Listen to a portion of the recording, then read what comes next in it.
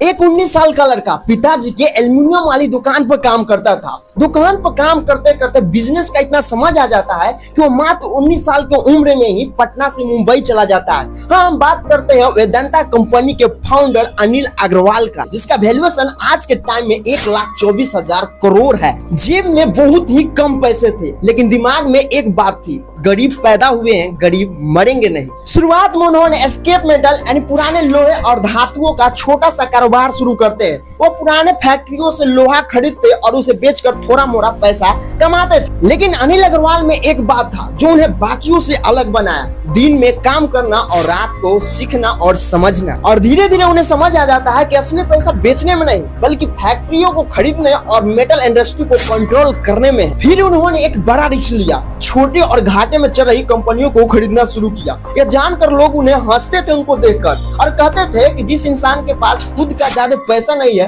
वो घाटे में चल रही कंपनियां खरीदेगा। लेकिन अनिल अग्रवाल अलग सोचते थे। उन्होंने पहले छोटे कंपनियों को आगे बढ़ाया, फिर उन्होंने जिंक इंडस्ट्री में कदम बढ़ाया, फिर उन्होंने कॉपर और एल्युमिनियम में कदम बढ़ाया। इनमें से कई बिजनेस उनका फेल भी हुआ, लेकिन हर साल उनका बिजनेस का ग्रोथ इंक्रीज ही होता था। जहां पर लोग पैसा लगाने से डरते थे, अनिल अग्रवाल वहीं पर अपॉर्चुनिटी ढूंढते थे, और धीरे धीरे उन्होंने एक ऐसी कंपनी खरीदी जो बाद बनी सोना का खान साबित हुई, और फिर बनी वेदांता रिसोर्सेज, जिसका वैल्यूएशन आज के टाइम में 1,24,000 करोड़ है। आज अनिल अग्रवाल को किंग ऑफ मेटल के नाम से दुनिया भर में मशहूर उनका नाम हो चुका है।